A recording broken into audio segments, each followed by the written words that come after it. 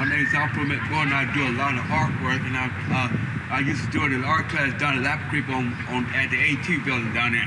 And made a lot of big drawings down there, big murals. And that's what I do every day.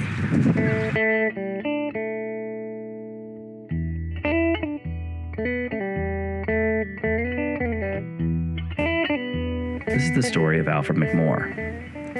Alfred was special in many ways. He was afflicted with schizophrenia, a serious mental illness characterized by a disintegration of the process of thinking, of contact with reality, and of emotional responsiveness. Alfred did not allow this condition to interrupt his life or stop him from making personal connections with people living in his community. He did this most powerfully through his art. He was not trained as an artist, but he definitely knew how to channel his emotions, his thoughts, and his soul with simple pencils, crayons, and paper. His art is classified as outsider, a form of art that is raw, pure expression, a form of art that is often created out of a compulsive inner need to express what the artist is feeling inside. This is Alfred.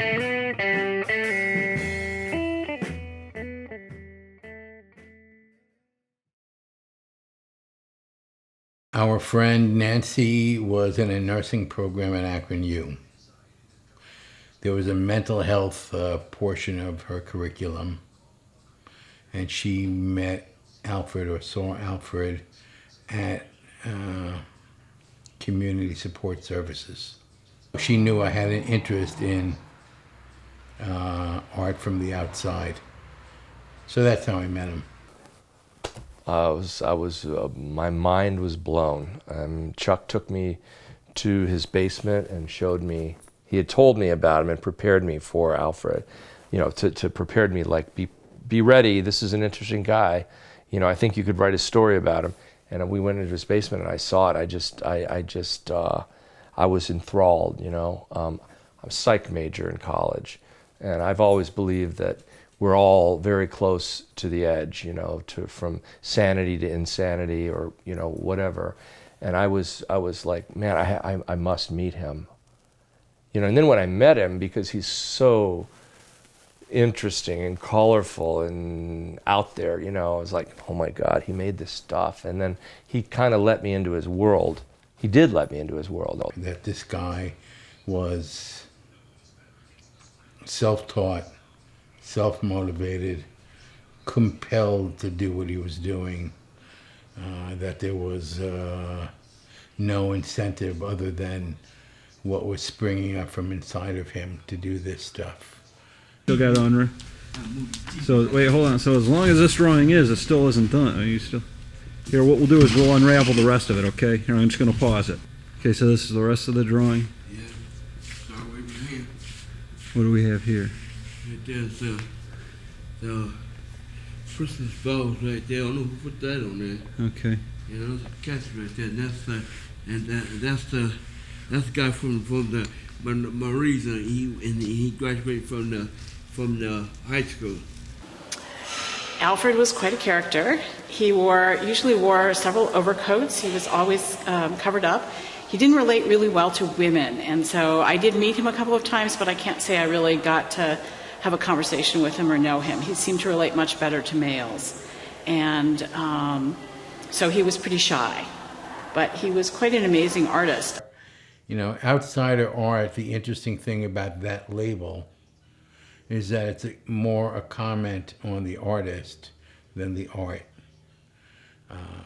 If you compare the work of one outsider artist to another, it's all very different, very different mediums, different materials. The binding factor is the artists themselves, that they are outsiders, that they are on the fringe of society. Outsider art is one of those terms like folk art or art brut in French that suggest an artist who has come to the position of making art without academic training, without reinforcement in school, without an apprenticeship with an artist. Somebody who makes art out of an interior passion and which most artists do anyway, but without that kind of academic training. They're outsider in the sense that they're not within the academic tradition of going to the art academy, but outsider artists are very much engaged with the world. And then there is that compulsion, the drive to create that has nothing to do with commercial interest, that has nothing to do with anything other than something that comes from inside of the artist. The thing I don't like about outsider art is that it, of course, presents that artist with that terminology opposed to someone who's the insider. And in other words, it defines art totally based on market perspectives. And I like the idea of calling these people academically trained artists or self-trained artists. Bryce Martin is an academically trained artist. Willem de Kooning is an academically trained artist. Mose Tolliver, Minnie Evans, Alfred McMoore are self-trained artists. They didn't go through an educational system. They didn't have apprenticeships with other artists. They didn't take Drawing 101, History of Art 200. But that doesn't mean that they are from some outside existence. They are affected by the same things that any artist is affected by who went to art school. They're just not people who have had the theory, a particular theory in history of art, thrown at them and made them believe that they have to work in that accepted mode of presentation. Is there anything else you want to say about this drawing?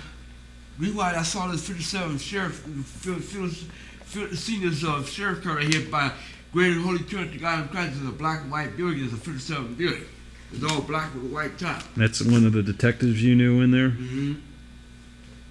Outsider art became recognized by, it gained widespread recognition when Jean Dubuffet, the French artist, advocated that artists look at the art of children and also the what outsiders, or as they called them, the insolite artists. And that was in the 1930s and 40s in Europe. But there were also doctors in various institutions, psychiatrists who studied the art of the insane around the early 20th century and started to use it as a tool for therapy and recognize it as art in and of itself. I think it was something that he absolutely had to do and needed to do, like any artist that wanted to produce something, and he had this need to draw, and he had the need to say things, you know, in his artwork, in his scrolls. I don't know exactly what it was that he was saying, you know. I mean, he had themes that ran through it that were obviously important to his life, you know, but I think he had he was compelled to do the work, and it's cool. It's awesome that he did it, and kept doing it over and over and over and over again. I've often wondered if you took 100 of his scrolls or 500 of them, and you lay them out, if they would all be exactly the same. Because sometimes I wonder if he started it with a certain theme and just, you know, kept going. You know, he had a limited range of subject matter in that he was interested primarily in a limited cast of characters, the nurses, the funeral home directors, the funerals that he used to go to, the policemen that he knew. And within that, he had a wonderful sense of line and of portraiture, of caricature, if you will, sometimes. They're just really lively depictions, and it's so marvelous that they're so tied to our community here in Akron, because you can recognize people and names, and so it's as if you're privy to the inside view of the world through Alfred's eyes and Alfred's heads, and that's a pretty amazing place to be. Many writers on folk art, outsider art, art brut, self-trained artists have noted the tendency for artists to fill up the page, to have a horror vacui. It's not entirely true across the board, but that has been something that's been noted fairly widely. Alfred liked to work on a large scale. He'd come in our store and purchase paper that we had here it was a 5-foot wide, 50-yard rolls of paper that he would come in and buy on a regular basis. And so therefore the artwork that he created was on a large scale. He just liked to work large. That was it. So often when you're working with self-trained artists, there's not much concern about the monetary value of the work. It really is something else. And I think that something else, whatever that is more in line with what we all like to think art is, that it's an expression of the mind, it's an expression of a system of beliefs. It's not intended to be a commercial exchange, which is what it's become in the 21st century for most artists. It was clear that there was a distinct way of seeing the world, a distinct way of representing people, very exciting psychological relationships between the people that he rendered, and the whole issues of gender variation, I don't know whether you want to call it confusion or interplay it was very, very thought-provoking. My son is Dan Auerbach from the Black Keys. So this expression, the Black Key, it came from Alfred. Right. What does that mean? Alfred had a lot of interesting expressions. There's a couple interpretations of Black Key, but he always used to say to me, "You've got your black key on my white key." And I think it meant that I was blocking him from either getting something he wanted or doing something for him that he wanted me to do. I'm not sure where it came from, but I'm not sure where most things came from in Alfred. Well, he actually wouldn't say black keys. He said black key. He would say, your black key is taking too long. And it meant, I think it meant something is wrong, something's off, something wasn't working in his universe. He'd use it in different references, but black key was one of his major phrases, that he used. We never knew exactly what it meant at the time. He said it kind of good-naturedly, but it meant that Alfred wasn't getting what he wanted when he wanted it. I always interpreted it that he was saying that I'm not delivering crayons to Alfred fast enough, and something's really wrong, something's off. And I think he was using a musical analogy, maybe like this is a minor key or an off key or something, and it's just not right. Something's wrong because you're a black key with white keys on the keyboard, and something's wrong. Because if you had given me the crayons or the pipe tobacco, my black key wouldn't have been taking too long. Yeah, it was. It was a derogatory. I mean, I think it was in his own way, his own code, to mean that something's this isn't right. Get on the ball. Akron, for that matter, if it's looked at, I think, correctly, is a wonderful way for an artist, wonderful place for an artist to grow up. First of all, there's no expectations of success coming from Akron, Ohio.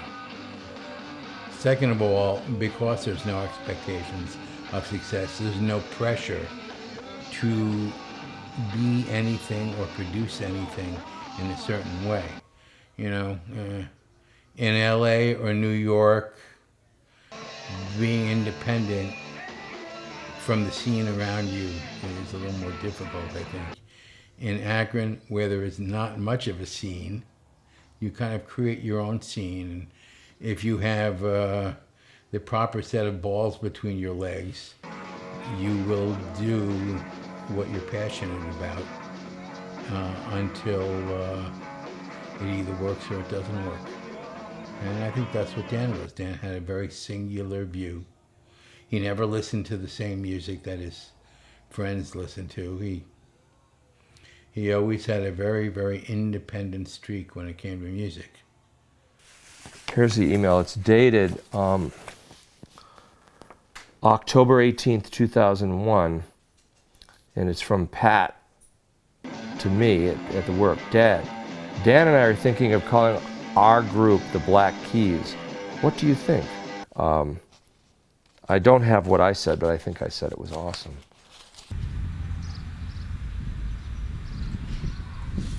I'm trying to sell that one joint to you for $200 so I can take it to Charles and what's the other guy's name down there about the drawings? Levent.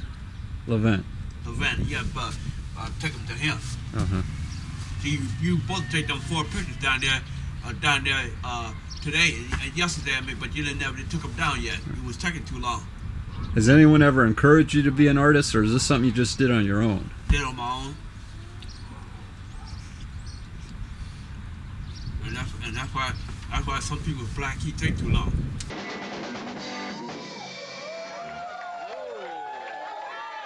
Alright, that's all for us with the Black Keys. Thank you so much. Stick around for the jam till they get back.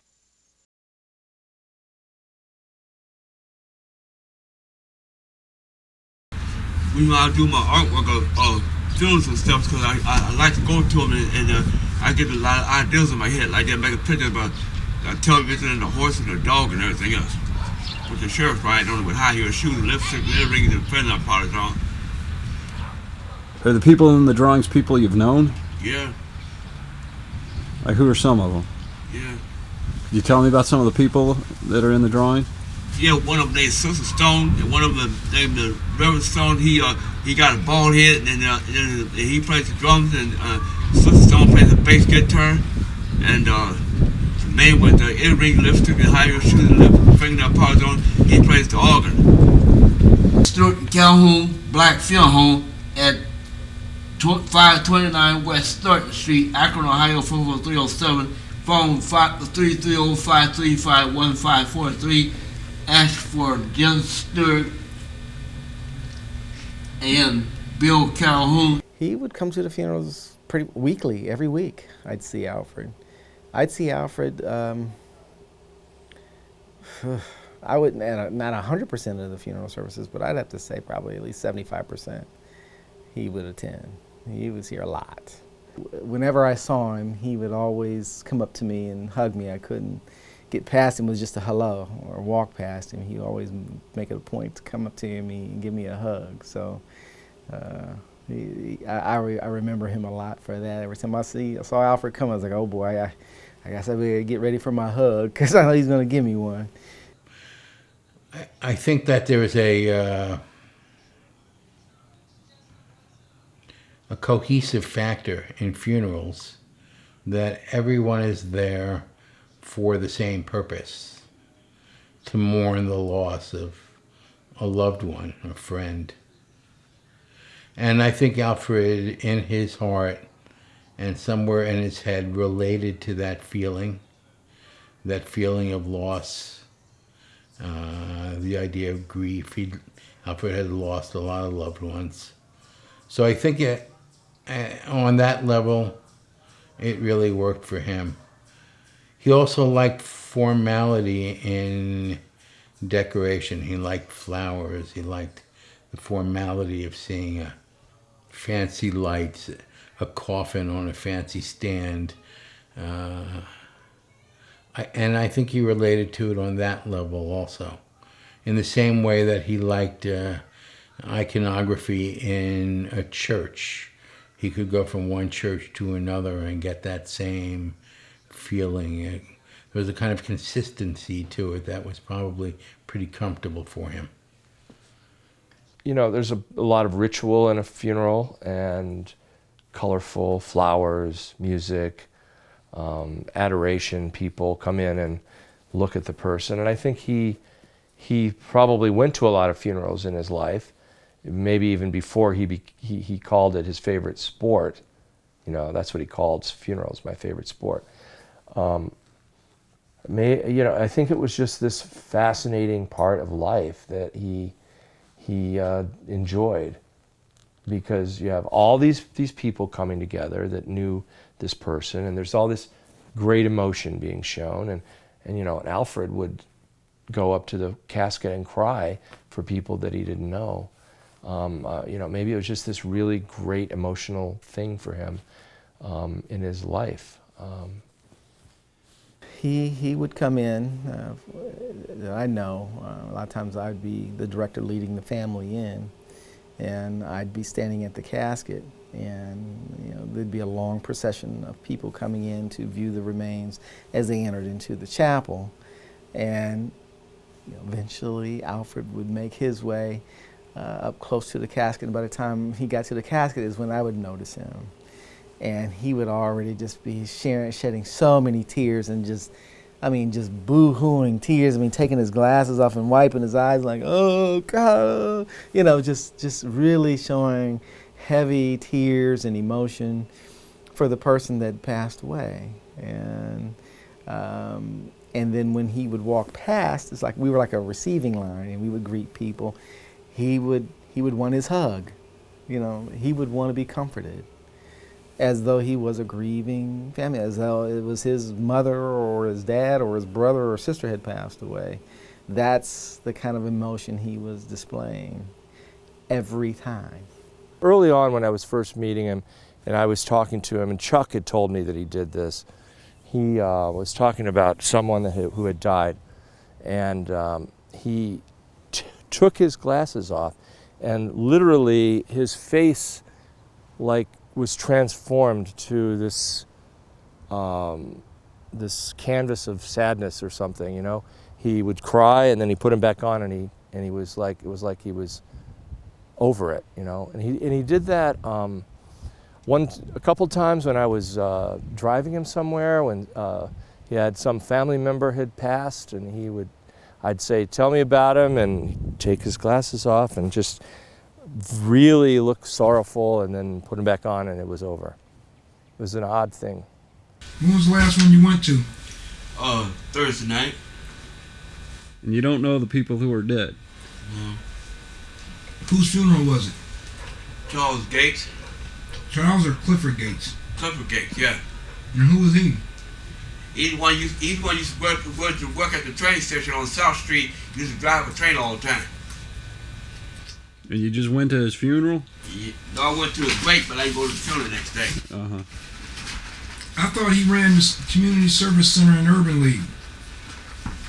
No, he used to work at Firestone Plant, and he used to work at B&W. Him and your father both. Oh, yeah, he worked with my father. Yeah, right. He worked with his daddy, too. And my dad worked down at B&W.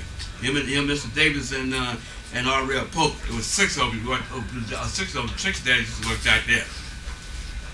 What's B&W? Rubber company. Babcock and Wilcox? I don't know. That's Babcock and Wilcox. He had a flag in his casket. Have the people from Stuart Calhoun ever told you weren't welcome there? Yeah, they told me that one time. What happened? They told me that when I got kicked out of there. I got kicked out. I got kicked out of this church down here on the corner, too. How do you get kicked out of a church? The people don't know how to treat me right. What happened? They think I was a white man brother with all them coats on.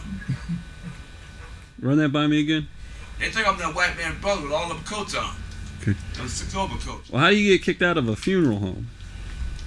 He did like this. He said, out the door you go. Don't come back.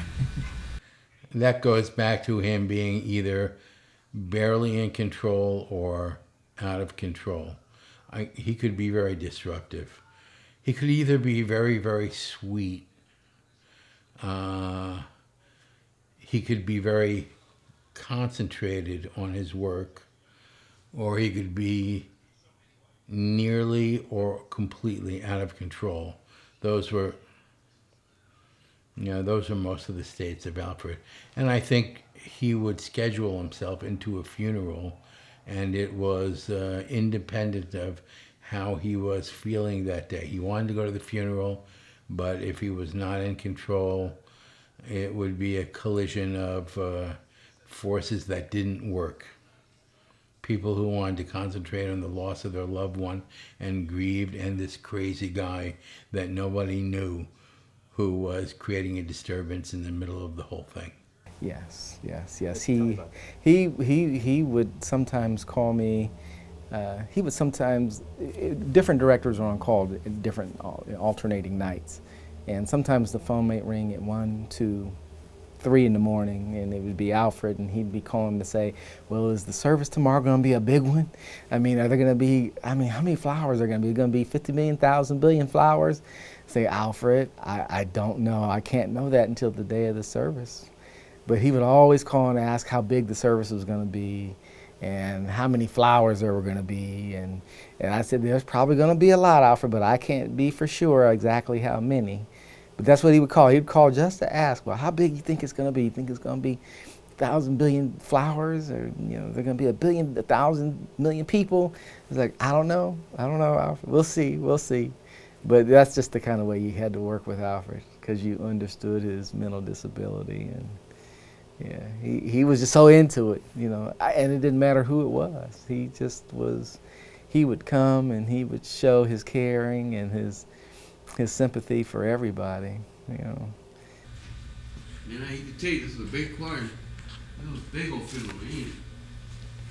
Who's the funeral for? I don't know. Alfred came to my brother's funeral back in 2007 when he passed away, and it was a surprise at the time when he showed up in the receiving line, and but then after I thought about it, that was probably something normal for him to do, because he would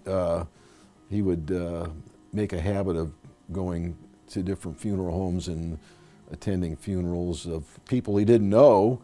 But he knew my brother quite well, and he showed up and he stayed the whole time, all the calling hours. He was there for the whole time, and matter of fact, we even took him home afterwards. So it was a pleasant. He was upset. He cried some when he was there, and he was an emotional person.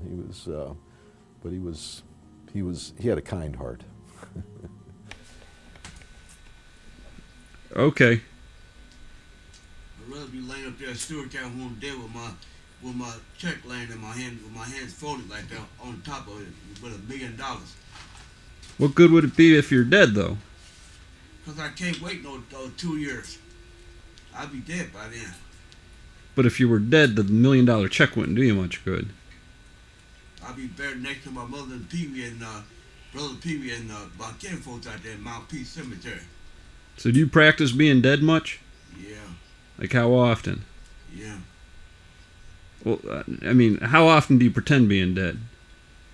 When I dream about it every night. Uh-huh. You think about death a lot? Yeah.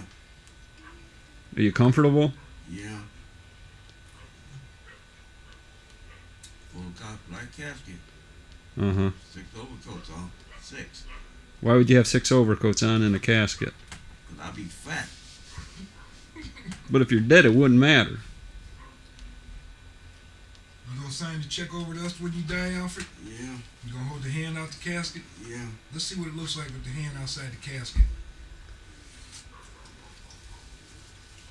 Wouldn't it be kind of tough to sign the check, though, if you're dead? Yeah. You just like being dead. Yeah.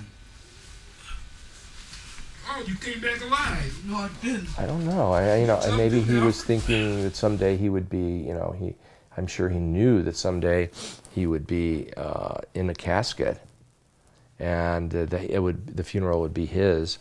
But it's the funeral ritual is dramatic.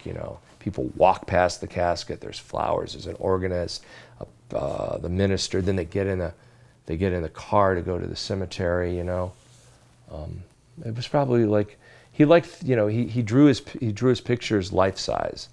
They were like as big as people. And I think the funeral, in terms of everyday things, is a big life size thing that happens that he could relate to. How much longer do you think you have to be alive?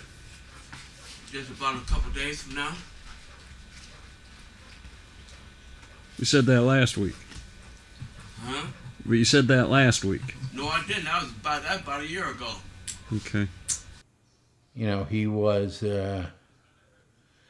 mentally challenged, and he was schizophrenic. He made his way through the world, but I think he knew that he was not really in the mainstream of the world, that he did not really belong to most of the people around him. Oh, well, Alfred's funeral. Alfred, it was obvious that Alfred had touched a lot of lives just by his funeral. One of the things that I remember the most about his funeral is that the Beacon, and I'll never forget this, there was an article in the paper the week before, a few days before his actual funeral. It was an article on Alfred. And I tell you, there have been a lot of stories of dignitaries and different people who, you know, you would think were more famous and well known than Alfred. They had never made the whole entire front page of the community section of the Akron Beacon Journal. And here this guy is, you know, covering the whole entire front page of the community section of the Akron Beacon Journal in an article about him and his love for the funeral business and his love for art and other things that he loved and enjoyed. And, you know, I tell you, people who looked at the Beacon Journal, they knew who he was then, because, I mean, for an article to be like that, that large and, you know, larger than life in the Beacon Journal, that showed that they had a lot of admiration for him. And then the attendance, our chapel was full. There's a lot of times, you know, most of the time our chapel was not full. The chapel was full for him, and it wasn't all family. It was just a mixture and a diverse group of people throughout the community. A lot of people who I didn't even know who knew him. So he touched a lot of people far beyond this funeral home. And so we were all here quite naturally. Everybody worked at Stewart and Calhoun Funeral Home, and people at other funeral homes were here in attendance, and just people throughout the community, all races, white, black, you name it, we're here for his funeral. And so it was very well attended, I must say. And, you know, and another thing I remember is when, during his order of service, when there was the moment for remarks, there was a huge long line of people to get up to give remarks about Alfred. And I got up myself. I had to get up and say some things about Alfred. So everyone felt like they wanted to be a part of Alfred on that day and say goodbye and show their final respects for him. Huh? Where do you want to be buried? Where I want to be buried? Out Mount Peace. With your brothers and sisters? Yeah.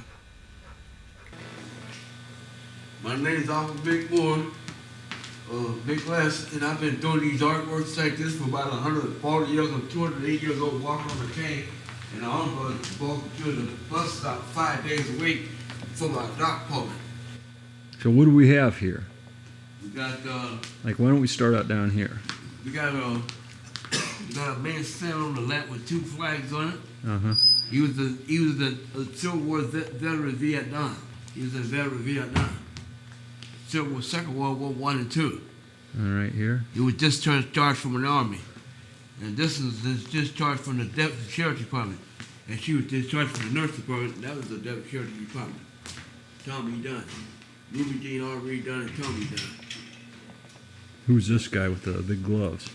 That's Tommy Dunn. And this is Don Baltimore. And this is the one from the other guy that played the drums over there at St. Martha's Catholic Church. And this is the one was Jim Henry. Yeah, that's Jim Henry's son right there, playing the bass guitar, and that's Father Hurton right there. And that's the Catholic Church, St. Temple Small Prison. What is it? St. Temple Small Prison. And this is one of the masons where I've seen at the funeral last night. Here, hold on. Let me catch up to you. These are the flowers right here. That's that heart flower heart had an accident. He got cut. Okay. He got bandaged up. Now, And that's the deputy sheriff with the bill club and blackjack. And that's the horse. Why is the deputy wearing high heel shoes? Huh? Why is the deputy wearing high heel shoes? I put it like that. Okay. He got earrings on, lipstick, and fingernail polish. Hmm. And that that's dog? the dog, and that's the television right there. Is the dog watching television? Yeah, the horse is too. And then go to casket with the lady got killed in Ravenna and Kent State, Washington. I mean, Kent Ravenna got killed and found dead out there Monday. Okay. Mm-hmm. Monday night about 9 o'clock. She was found dead. Okay. And there's Jim's, and I mean there's the minister there at that church I'm talking about. Glad to see you tomorrow. And this is the rest of the flowers right here, and that's the antique lamp, and there's the 57 beauty. And there's Mark Tiny right there. He's the detective, and then Bob Durbin again with the deputy sheriff with high heel shoes on again. So how long did it take you to do a drawing this big? 20 days. 20 days? Yeah. You start with a pencil and then you go back and color it in? Yeah, right. And this is actually kind of a smaller drawing for you, isn't it? Yeah, it is. Uh-huh. No, this is kind of big. Now we done video of this now, ain't we? Welcome to come on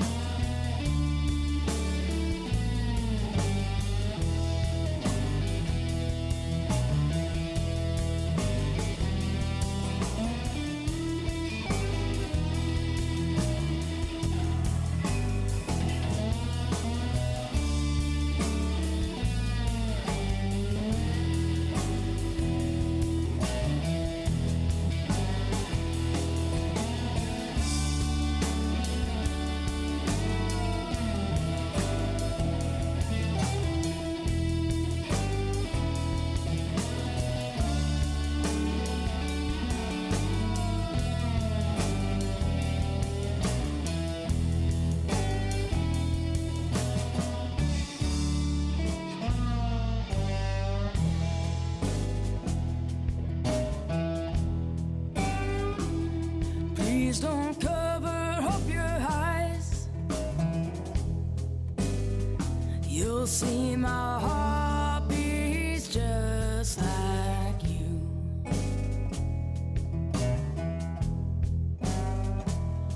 Though my world twists and turns, still my eyes cry just like you.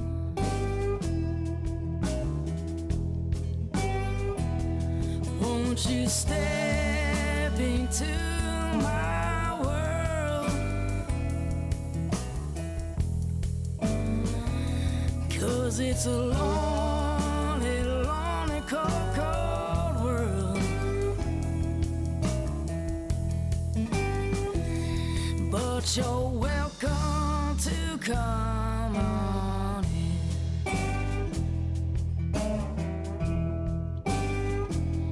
Take a journey from outside in.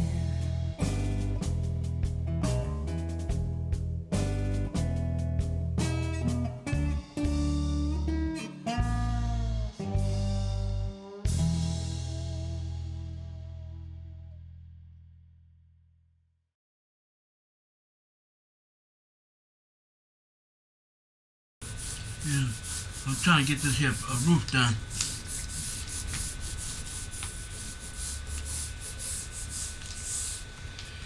So you draw everything in pencil first, then go back and color it in with crayon? Yeah, How long does it take you to draw the pencil drawing? about 4 or 5 days. Then how long does it take you to color in everything with the crayon? about 4 or 5 days, about 4 or 5 weeks. Your hands ever get tired? I take breaks every once in a while. How much will you draw in one day? Huh? How much will you do in one day? Well, I do it a little bit at a time. Well, he was obsessive about all things, not just art. Alfred would dwell on the same thing for ever and ever until it was resolved. For instance, you could be at his apartment, and if the mailman was 20 minutes late, past the time when Alfred believed he should have been there, and it was the day when Alfred's check from the government was supposed to arrive, Alfred would be convinced that the mailman had stolen his check and that he was never going to see it, and he would just obsessively go over that, verbalize it continually until the mailman showed up and the check was there, and all of that worry was forgotten, and then he was on to the next thing to worry about. Alfred used to call us sometimes maybe a dozen or more times a day,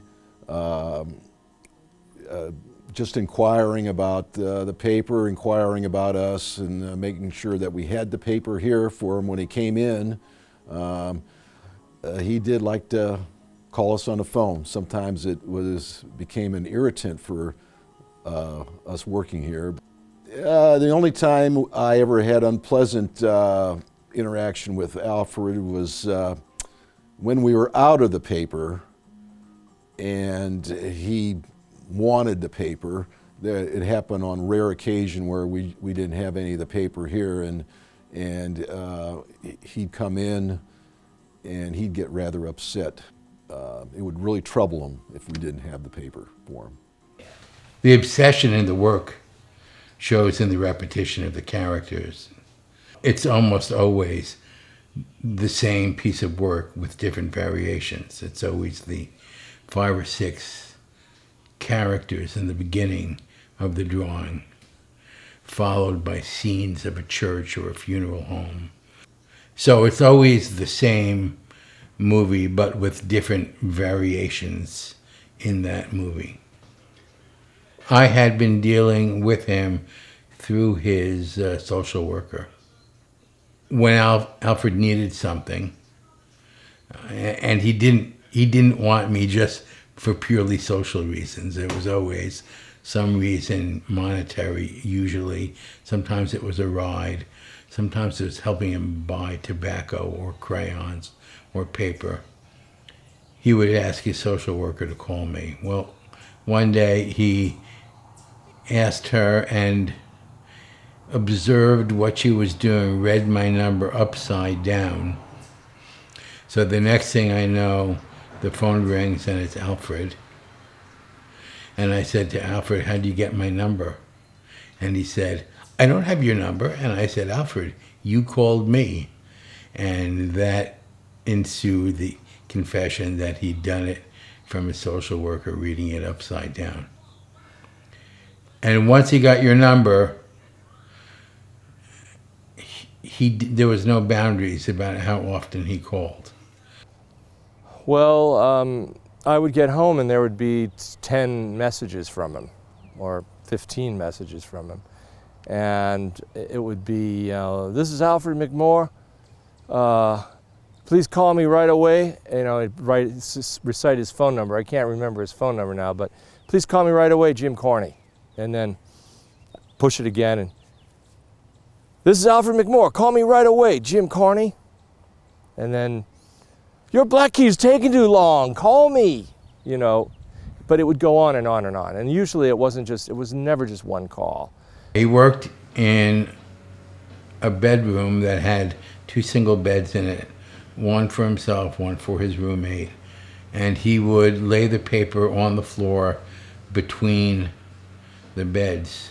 Originally, when I saw the stuff, the drawings had a kind of odd texture to them. And I realized that it was from the linoleum that he was working on. It was a textured linoleum.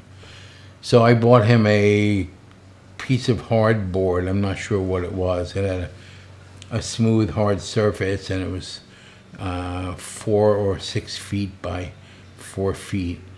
So he could lay the paper on it. So what he did was he would always work right to left. He would roll out just enough paper. He would fill up the section that he'd roll out. He'd roll it up to some fresh paper and keep working it until the whole thing was done. The fact that he produced the art that he did effortlessly with the problems that he had, you know, with his mental illness and issues that he dealt with his whole life and living in hospitals, is to me like an example of like the beauty of life, the mystery of life, you know, that Alfred took a situation and found a passion and did this art, and it was so beautiful. It just, yeah, he resonates with me and always will in that way. Like that when I ran out, when I was looking for a black, like that, when looking for a black, I could find a black in here somewhere. I know there's 2 of them in here somewhere. There's supposed to be more than 2 blacks, there's supposed to be 3 of them in here. I can find them somewhere. Out there, boy. Do you have a favorite color? Looking for a black crayon. I don't think Alfred's contribution to the Akron art team really has hit its stride yet, because the scrolls, which are his major accomplishments, are so difficult to exhibit safely because they are very large, very long, and they're very tall, and so the weight, you don't want to bend the edge of the paper. But, you know, it would be amazing to see a whole room of several of these scrolls or more. I don't think that he ever saw a whole roll unrolled until we unrolled one in my driveway. Do you remember his reaction to that? It was. I mean, I think that. I think that if there was a normal reaction, he would be explaining it frame by frame to me, what the characters were doing, but his level of interest was a lot less than you would have imagined. You know, he walked along the whole thing. He'd make a comment every now and again about Jesus playing guitar, or there were the Beatles, or, you know. Christmas bells right there. I don't know who put that on there. Okay. Yeah, those are cats right there. That's the guy from the Marines. He graduated from the high school. How'd he die? I don't know. What's his name? I don't know what his name is. All right. So how long do you think that drawing is altogether? It's about 100 foot. How long did it take you to do it? Oh, about a week. Okay. Mm-hmm. I think he wanted to be taken seriously, you know, and I think his thing for funerals, you know, you dress a guy up in a suit. I think it was maybe it was his part, him being a serious guy in the world, you know, because it probably over his life, a lot of people probably didn't show a lot of respect to him growing up, maybe, you know. But I think he wore those suits. I thought it was like, all right, I'm a serious guy. I've got my artwork to do, and I'm working today. You know, I'm going to get in the bus and I'm going to go get some pipe tobacco, and I'm going to get on the bus and I'm going to check at the art store to see if the paper's in. I'm going to go to CSS and I'm going to check in with those people because I'm a serious guy. I wear a suit, you know. And why he wore 3 or 4 suits, I'm not exactly sure. But I think it had to do with his own, maybe his own self-perception or something, to because he wanted to be taken seriously. It may have had to do with funerals. I don't know. The art was the thrust of his life. So any time not doing those other things would be spent working on his art, which was hours and hours every day. I would just have to say loving, a loving person. Yeah, loving. Yeah, caring would be another word that I would use. He is the most interesting character I've met in my life. Alfred was the king of his world on paper. When you say write my name, right? Yeah, you might as well sign it.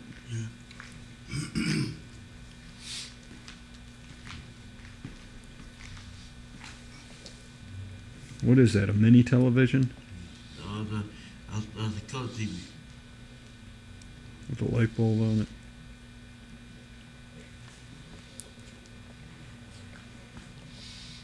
Are those ID badges on the guy's coat? Yeah.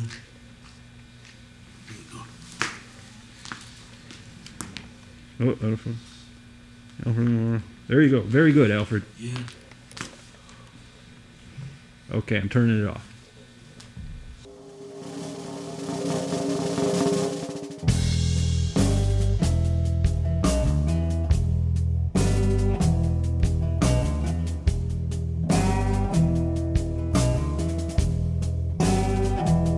See these pictures from my mind, sometimes black as coal.